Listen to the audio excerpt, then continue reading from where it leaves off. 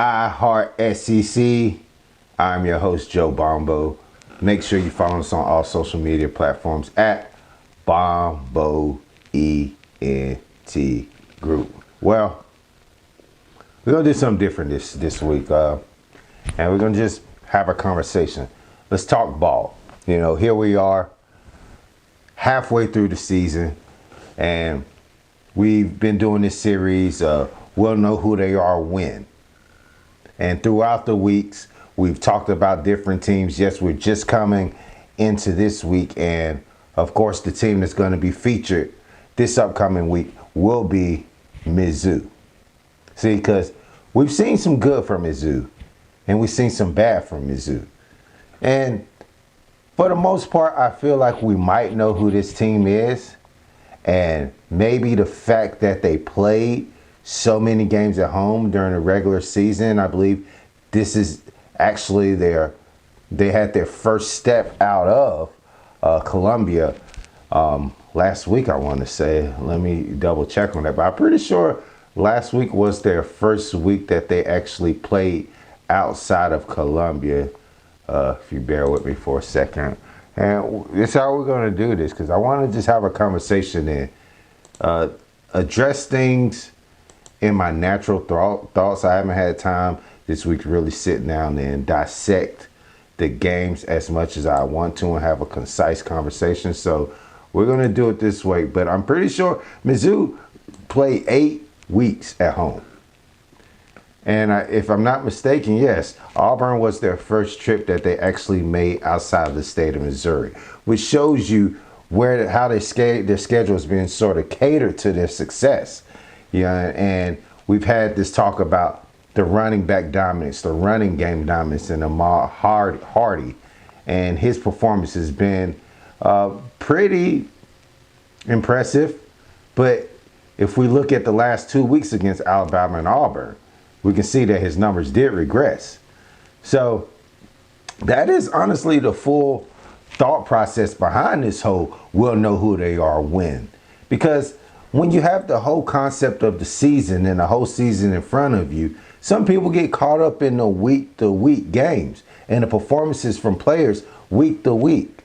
But when you understand the fact that, yeah, they might have had a great performance last week, they might have a great performance this week. But there's this one thing that I didn't like what I've seen that week, and let me monitor that. Let's put the whole story together instead of piecing highlights and hot takes and putting hot takes together and saying this is what it is. That's not what we're going to do here. And I feel like even at this point in time, I have a good understanding of what I've seen in Mizzou. I know that their running game is stout. I know Bo Privilege can run the ball. Can he throw the ball? Is he going to be that field general that is able to execute this offense when things break down? We've seen him question about that characteristic last week and in Alabama. He passed the test last week in Alabama. They didn't fare so well. But when you're taking a team like Auburn to overtime, and you're not looking as dominant as the weeks before, it gives us cause for pause. And it makes us question what we're really seeing. So now you have a Vanderbilt team, who we'll talk about in a little bit, that for the most part, they're checking the boxes. They have a quarterback that understands the offense and has been able to elevate that team to a level they haven't seen in over 15, 20 years. So when these two teams meet, a lot will be determined. And the ironic part is, when we did this and we ranked these games and I sat down with the schedule and said, okay, I'm going to know about Missouri here. I'm going to know about Vanderbilt here. This is going to be the game that says a lot about LSU. That's just my perspective. But how the schedule has played out, a lot of the teams that I have slated as the we'll know who they are win game of the week, it's fit that picture. And yes, we know a lot about Missouri, but when they play Vandy, we're definitely going to know if this team's a contender or a pretender. because they have their mirror image looking right at them, because both of these teams are looking to fight for relevance in this SEC race. And now you have two teams, one that just came off a big win and have one loss on the season. Another one has one loss on the season. Both coming in at 6-1, 2-1 in the conference race. And this is a must win. I'm pretty sure both coaches are preaching to their players. So it's going to be interesting to see what happens, man, because this is definitely a game that I'm going to want to highlight, that I'll definitely be tuned into and seeing who will perform and what we will get out of this. Will Ahmad Hardy get back to the running game dominance that we seen 3 weeks ago? Or will this Vanderbilt front that is very stout and sound, will they shut him down and hold him under 100 yards for the third straight week? Because if that's the case, then we could say Missouri's regressing back to what we expected. And we might have been balled on the hype. And I can't say that I was balled on the hype, but I was impressed by what Missouri was doing. I was totally impressed by them. But after watching the last two games, you could kind of put things in their perspective and in their proper place. That game will be played at Vanderbilt Stadium. So we'll see how they show up and we'll see what happens then. But like I said, this is the halfway point in the season, and there's been a lot of different ball games that's played out. And I just want to talk about the we'll know who they are win games of the week of the past and some of the games that we've watched and what we've pulled from some of these teams so far in the season. One of the first games was on September 20th when Oklahoma took on Auburn. And Johnny Mateer was hitting it on all cylinders right then and there. Auburn came in and they had a career day sack-wise versus Auburn. And right there you could say that this team is going to go as far as the defense takes them. I said it then, and I'm going to say it now. And we've seen that week in and week out.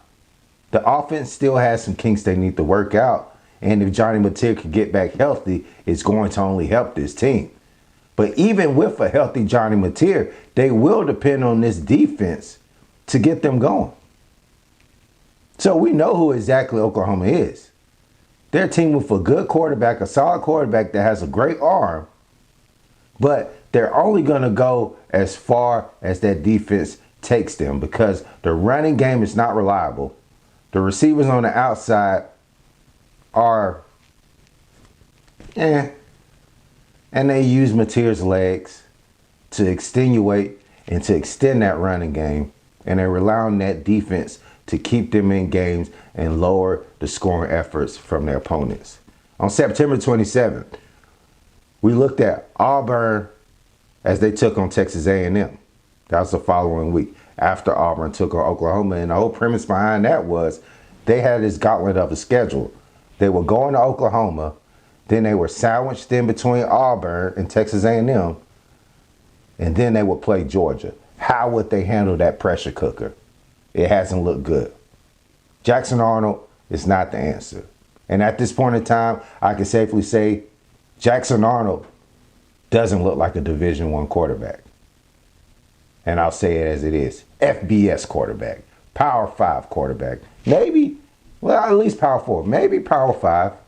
But this isn't the spot for him. Auburn is not the team for him. The SEC is not the conference for this guy. And it's clear. And even though last week he had a better game, I've seen enough from this guy that showed me exactly who he is. And the offensive production I have not seen this year. So we know that this team is not where we projected them to be come the beginning of the season. And they're still a quarterback short. On September 7th, y'all saw at LSU versus Ole Miss. We've been having this same conversation with LSU almost for the beginning of the year. Brian Kelly lashed out on media members about it, and it's still evident. Their offense stinks. There's no identity to their offense. Nussmeier has struggled. The offensive running game has not been consistent. due to the injuries of contender. But when he's in there, they don't even give him the ball consistently enough that you would like from your running back. If I have a running back, I believe he needs 20 plus carries to get into that groove. 20 is that mark that I want to hit, especially if I'm an LSU team. And let's see, because I don't believe like they hit that number this past week. Let's look at Caden Durham. 7 carries, 59 yards. 7 carries for 59 yards. And you only get 7 carries? It no longer 51. Harlan Berry, 11 carries, 55 yards. You have to commit to something. Nussmeier threw the ball 28 times, had a solid game, no turnovers, but not all his throws were accurate. And we'll talk about that in a bit. And I've talked about that before, but we'll hit on that a little bit. Kentucky, let's not even waste too much time on Kentucky. When they took on South Carolina, we knew exactly what we was going to get.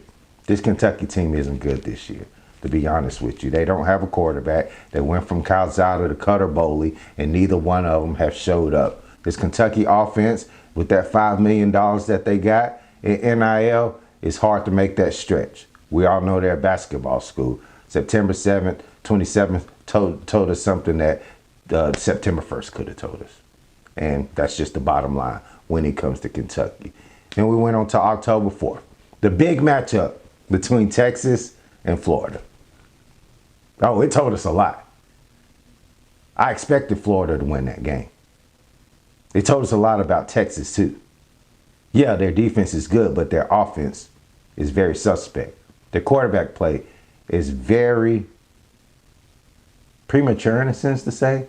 It hasn't grown yet. It needs room to grow. That's what I would say. Chuck Manning isn't there yet. So that basically validated my perception of this team. And then watching them last week versus Kentucky even validated more. We know exactly who this team is. They're a team that's built by their defense. And if their defense doesn't show up, it's going to be a long day for the Longhorns. Because the offense hasn't hit on all cylinders. And they still have not found an alpha in that wide receiver room as we continue to go on within a week. The offensive line is very suspect. And that seemed to be a common theme in some of these underperforming teams. On Florida, well, they've been a dumpster fire almost every single week. They're like dry brushes on the side of the road. All they need is a little heat and things get fired up in there. And there's a fire waiting to go. And speaking of fire, yeah, they just let go of Billy Napier and looking to have a replacement. So we knew what that Florida team was then. Let's see what we get now. To say I expect much from them, I disagree. I think DJ Lagway still needs to work on his footwork. There's a lot of things that he can do, and that defense is really good. So let's not misconstrue that. The offense has all the talent in the world. And with Billy Napier, he just couldn't get things going in the right direction. The offensive scheme just wasn't what you wanted, and it wasn't consistent enough to get this team off on the right track. Yeah, they have the rest of the year. So this is really a point in time where you have to reevaluate Florida and see what they are moving forward, what type of offense they run moving forward, because they were very Jekyll and Hyde-ish week in and week out. October 11th, we had Arkansas versus Tennessee. We would know who Arkansas was. And they're exactly who I expected them to be. I expected them to be a pass-heavy team. They were able to run the ball, but their defense lacked. I didn't expect much from Arkansas, and I haven't seen much from Arkansas. They have a hell of a quarterback, and they're able to get the ball downfield, but they couldn't stop a nosebleed. And unfortunately, that's not going to win you any games within the SEC. South Carolina, LSU took place that day too, and South Carolina's just bad. Just got to put it out there. The only thing that South Carolina really has is a quarterback and a talented sophomore defensive end. Other than that, that team is like a big motion picture trailer that the movie flopped. I talked about this in my article. You can find that on Sport and News. Just type in Joe Bombo at Sport News, Google it, or just go onto the website. Everything SEC I will be covering. But that's what they are. They're a big budget movie with the exciting trailer that when you go in, you spend half the time watching the movie and trying to convince yourself that this movie doesn't suck. But at the end of the day, it sucks. That's South Carolina. Their running game can't really get any traction going. Their offensive line couldn't block a wet paper towel from Houghton. Whatever the hell. They can't do it. They can't do anything. And their defense isn't good at all either. This is what you have in front of you. And Lenore Sellis is forced scrambling for his life every single play. Let's talk about October 18th, the week we just came off. Well, we figured out what Vandy actually was. And we know who Vandy is now. And it took until this game versus LSU to determine that. Yeah, we seen them compete against Alabama. We seen them dominate the competition that they had in front of them. We seen them take care of business versus South Carolina after Sellers went out. Don't hold it as an excuse, but it was a factor that played in that game. And they took care of business. Fell to Alabama, but this was their next biggest test. If you looked at the number, they were 2.5-point favorites. That's something you haven't seen in over 60 years. I believe the number goes back to 1948, maybe 1968, somewhere in there, was the last time Vandy was a favorite over LSU. And they showed up and showed out. They damn sure surprised me.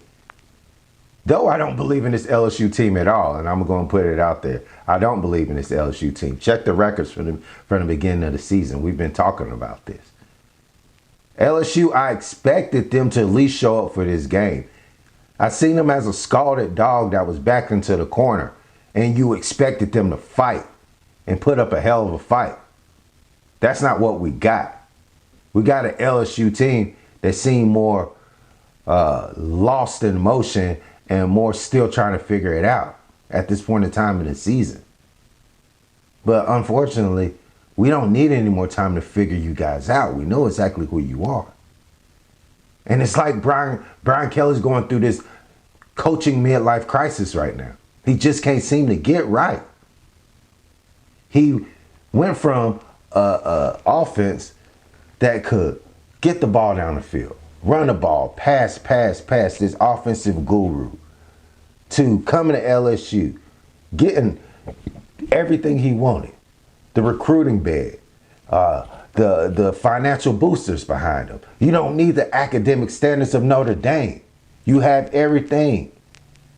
They couldn't do it with the passing game. So they decided to totally switch it up this year and make themselves more leaning on the defense. And just forgot that he used to have passing roots. Is it just he doesn't trust Garrett Nussmeier to allow him to just sling the ball around the field? Or is he just so stubborn and trying to do it different that he's not allowing his offense to be fluid?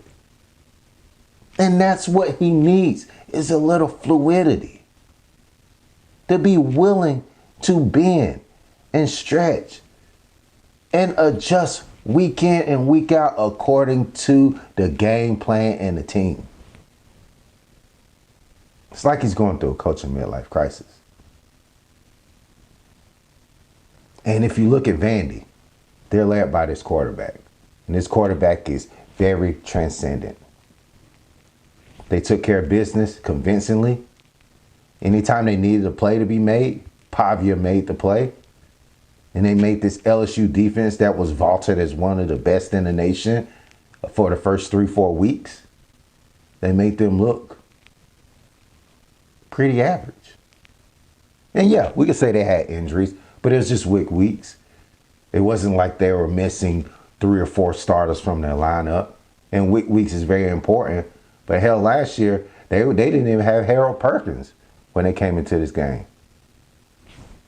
So it's a give and take. And they won last year. So Vandy is a very good team, just to put it out there. And we'll leave it at that. We have 2 teams left, though. How ironic as it is. We have Bama and Georgia that we need to figure out what's going on with them. And excuse me, sorry, I forgot to even mention Arkansas, Tennessee. And this Tennessee team, man, the defense just isn't there. Their defense isn't there. I've been saying it for a while, and I haven't seen anything different. Their defense just isn't there. Their offense is pretty good. They're pretty prolific on the offensive end, but they got more holes in that defense than Swiss cheese. And that ain't going to get it done. Yeah, it's going to make good for a Saturday night of football. Don't get me wrong. I love watching their games. I love taking their overs, and I love betting them live.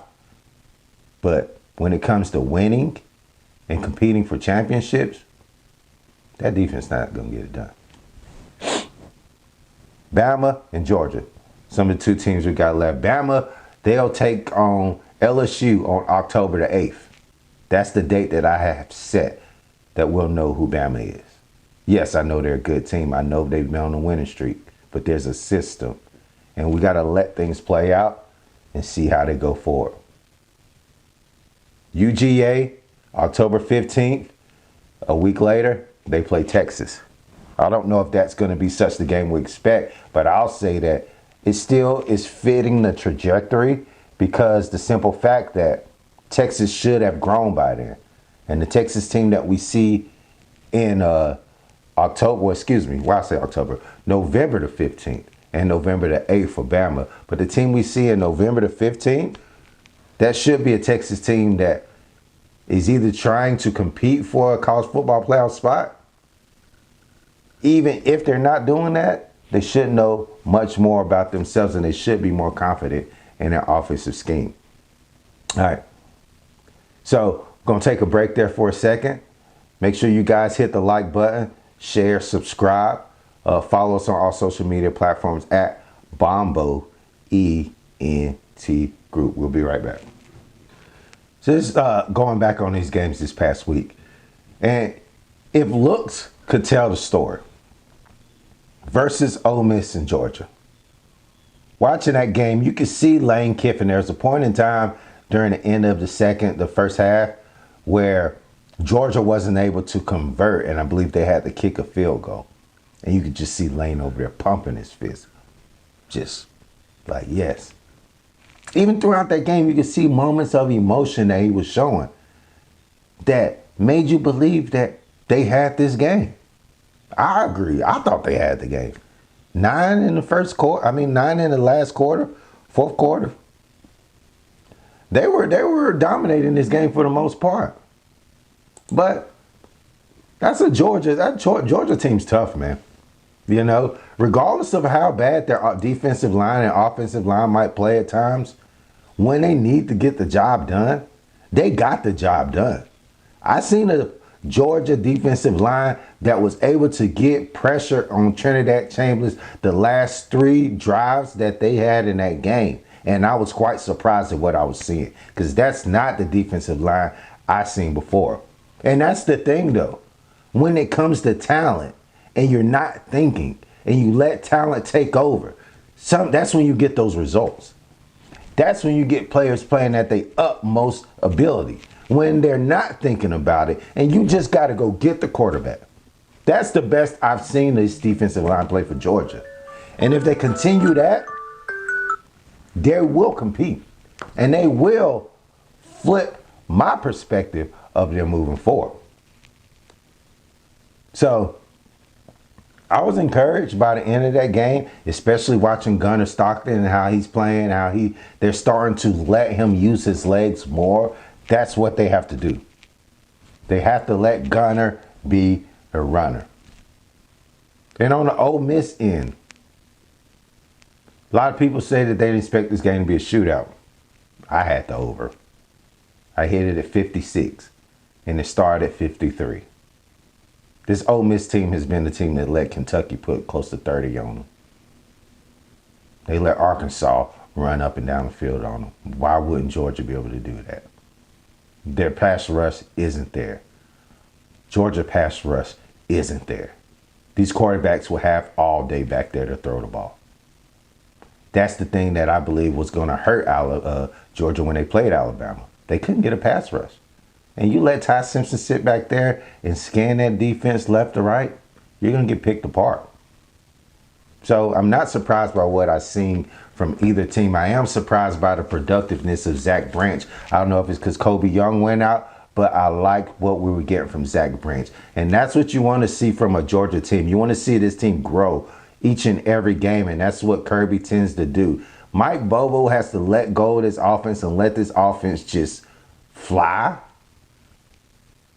Take the training wheels off and let these guys just go. But that's exactly what I like to see from Zachariah Branch. He was doing more than just being a gadget receiver, someone who just caught bubble screens and quick screens and jet sweeps. You were seeing him running a route tree and getting productive and getting yards downfield. That's how they need to use this gentleman.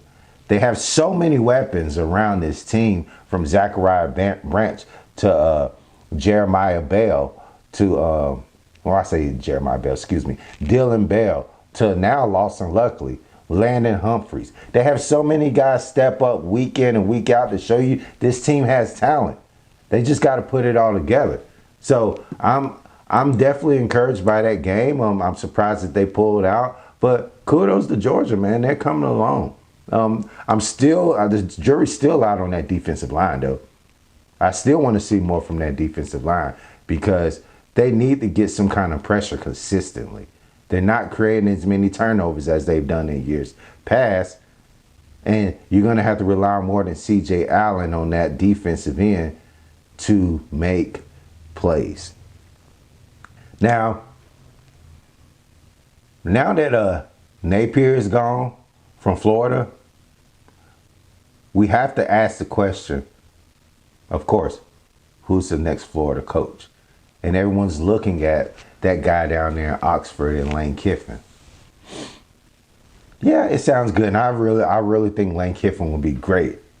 But if Lane Kiffin doesn't want the job, I mean, Lane Kiffin just talked over SEC Media Days about how the Oxford community has grown into a family to him. And now you're thinking that he's just going to leave all this behind when he's got kids in school and do all that, take another job in Florida. Yeah, I get it. He spoke to David Pollack and talked about how the old head ball coach Steve Spurrier was someone he looked up to offensively when it came to coaching, and someone that he admired. And what better place than to have him come back and coach for the same team Steve Spurrier coached for. They damn near have the same personalities. But that's left to be seen. Everybody will point that out.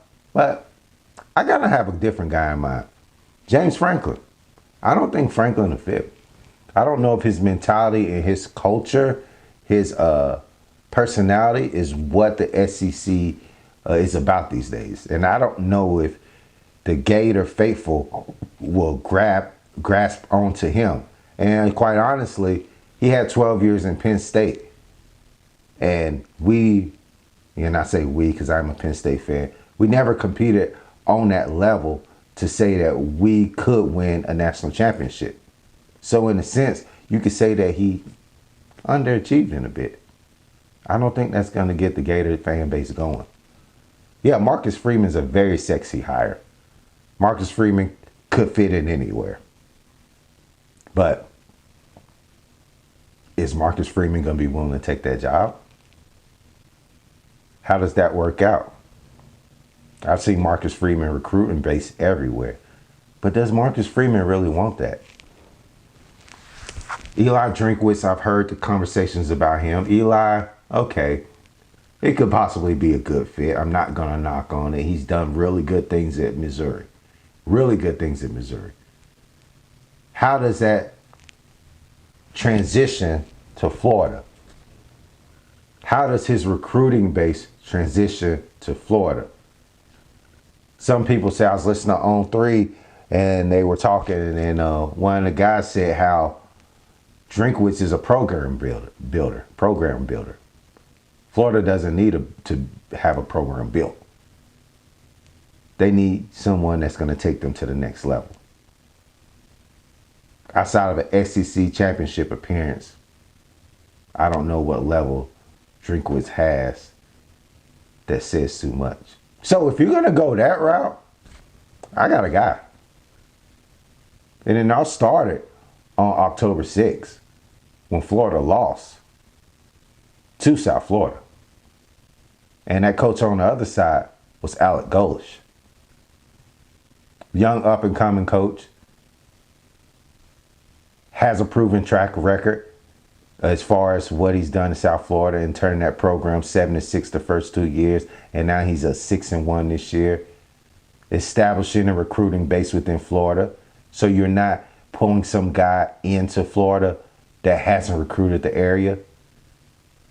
And this is a Florida border wars. We got to understand that. It's a recruiting war down there when you have Florida State, you have Miami, you have South Florida now, and the Gators. They're starting to lose recruits to these guys because Florida didn't see those guys as worthy.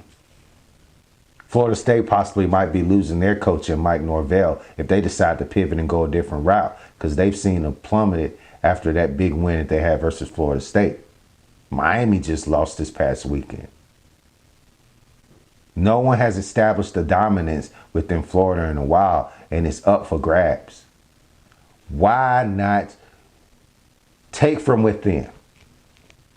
And this is a strategy that they talk about in the Art of War, or it might be the 48 Laws of Power. About just destroying, it actually might be both. This is about taking from within. So not only do you get a coach that's familiar with the Florida area, you cripple your South Florida team by taking from them and making them have to set themselves up again and find a guy that can refill that void. Florida State is already going to be down and looking for a new coach possibly.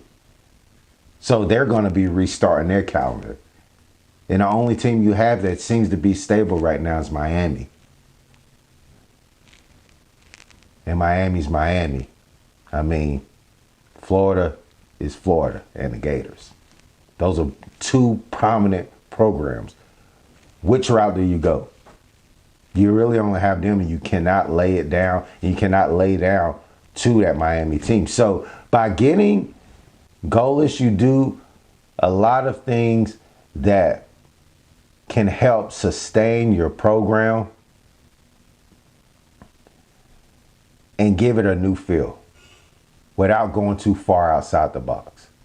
And you're saving money versus a Lane Kiffin or even Marcus Freeman, because the price tag that they'll bring will be hefty. So I like Alec Golish as the coach for them because things are being shaken up within the SEC. And sometimes it's not all about hitting the home runs and getting the big name coach. It's about getting the right coach and the one that can strategically keep you where you're at and put you in the best position to move forward. Let me know what you think about that. Please like, share, leave your comments. And I want to talk about Brian Kelly and the Bayou Blues. Yeah, they just lost to Vandy. And this is crazy because Clark Lee, within the time that he's been in Vandy, has taken that program to another level.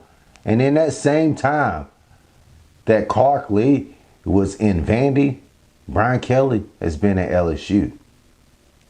And they're like this. This is LSU. This is Vandy. Especially when you start seeing teams being favored. So what do? Brian Kelly has a huge buyout, and I don't know if they're going to want to pay that. But we're starting to see the same Brian Kelly show that we knew he was. And it starts from when he first came in here and the accent that he tried to imitate, the Cajun accent. And now we're starting to see all these things come forward. He's snapping on reporters. And give him credit. He's trying to be better about it. But sometimes you just can't change guys. And he is who he is. I mean, just look at the pass pressure that they had Monday when one of the reporters had asked them a question regarding the team. And I can't remember exactly what the reporter said, but it had nothing to do with no specific team position. But yet and still, Brian Kelly chose that moment to speak about his offensive line and say basically, we have who we have. Yeah, if we could bring anybody else in, we would. But we have who we have. Since basically just throwing your offensive line under the bus. Saying, yeah, we know they're not good, but we're halfway through the season. This is what we have. We get there's been offensive line injuries and it's been a shuffle, but yeah, you do have who you have. You brought in who you have. That NIL got you who you have. Would you say the same thing about that defensive secondary that you brought in from the NIL? Because that's where you spent your money, on the secondary and the offensive line. You chose these guys. Your talent evaluation put this team in front. It's been 4 years. These are all your guys. And honestly, the one guy that isn't yours, Nussmeier, he was brought in from the last coach, Ed Orgeron, who won a natty in 4 years. Les Miles won a natty, 2 in 4 years. Yeah, we know how it goes. We heard the story. So I'm not even going to beat it up. But this is where we're at. And I got to be honest. Though that buyout is heavy, LSU might need to be making some decisions. Because it ain't looking good. It ain't looking good. And if you hang on another year, you're going to miss out on another round of coaches. And these teams are going to just continue to get better. And Lord knows where you might be next year, because you'll need a new quarterback then. And where will they end up? And I have to point this out. Because if Brian Kelly is gone, Scott Woodard needs to go too. Because we can give a damn if you hire Kim Mulkey or you brought in a baseball coach that outperformed their job and made those programs relevant and competed for national titles and won some. But let's not forget, this is the same AD that hired Jimbo Fisher right before he decided to leave the next year to come to LSU. He's the one that left Texas A&M in that mess that Mike Elko's had to clean up.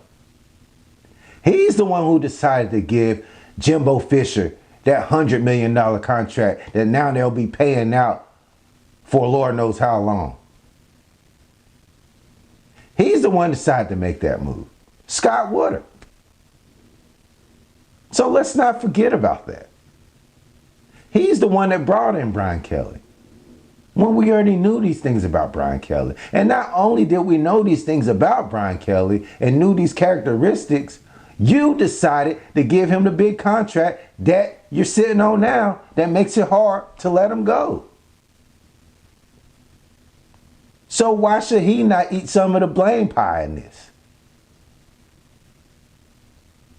He has to be accountable as well. So we cannot just sit here and look at Brian Kelly, because there's people that make decisions that make days like this and make seasons like this hard to consume. Because you're sitting in a spot where you really got your hands tied. When you decide to give a coach a contract that's damn near fully guaranteed, and if you decide to let him go because he underperforms on his job, you got to pay off the whole contract.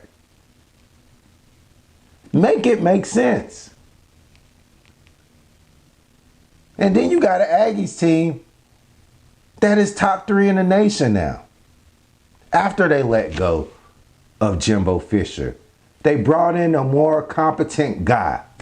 They didn't go for the flashy name. the one that will get all the headlines.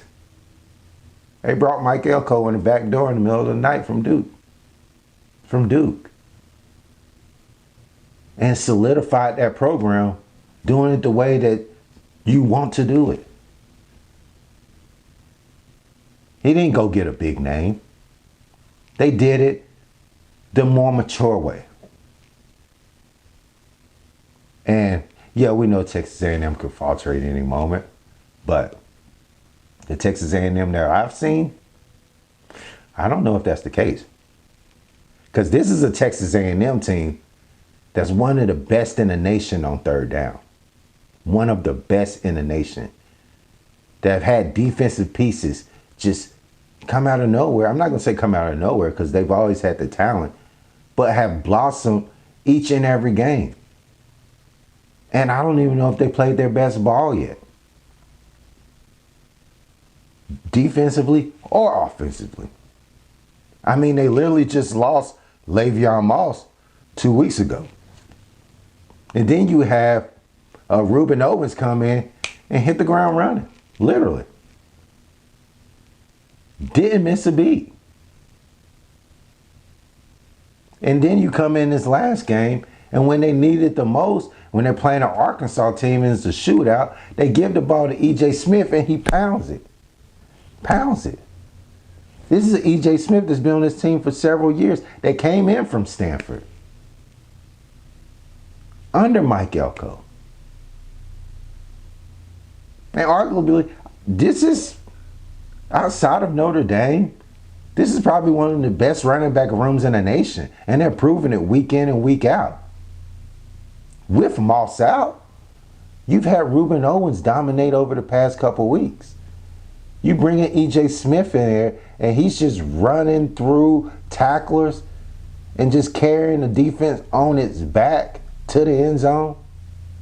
You have Casey Conception, who can catch the ball and is an elite receiver, but can also give you whatever you need out of the backfield running-wise, catching-wise, gadget-wise. And don't forget about Terry Bussey, who can do the same. So if I add them to the equation that they haven't even exposed yet, this makes this team only more dominant. Because their ceiling hasn't even been hit. And then you got Marcel Reed, who had one hell of a game last week. So the running aspect of this team is 3 to 4 levels deep. I don't know how any team's going to compete with that. And honestly, I've been saying this from the beginning, and we can talk about that later because we've been following this and there's receipts out here. Just go back and check my past podcasts. There's receipts out here of what I'm saying. I thought Marcel Reed was a Heisman candidate.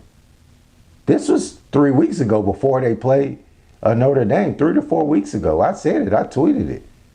Posted it on X. He was 35 to 1 then. The following week, he was down to 20 to 1. And as time slowly progressed, he got stagnant. A little consolidation going on. Just last week before the game, 18 to 1. And I said, oh hell, I gotta take this. I might not put that whole C note on it, but I'm gonna put half of one on it. $50 odds. Get you 700. You know what he was come Sunday? Plus 745. The third lowest, highest, whatever you want to call it, but the third biggest odds. Well, let me say lowest odds. That's why I'm going to go for lowest. The third lowest odds to win the Heisman. Not Carson Beck.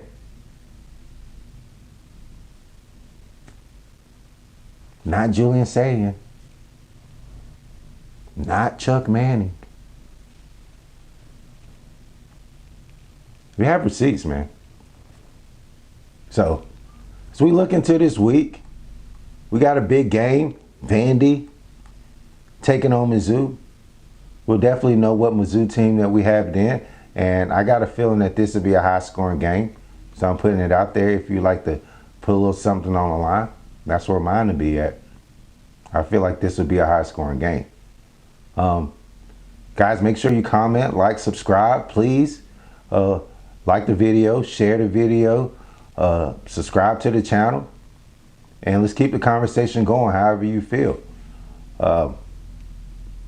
We got a hell of a weekend coming up around the corner, and we'll talk more about it. And there's some other things that I want to get off my chest, but I just wanted to recap this last weekend of college football and my perspective and what I felt on some of the games and how they played out. And just looking forward to the future and some of these things. We're halfway through the football season, man. We're halfway through the football season. College basketball is right around the corner. You know, guys, make sure you, like I said, like, share, subscribe, leave your comments. Appreciate you guys taking some time out of your day to take in another edition of iHeartSEC. Until next time, take care.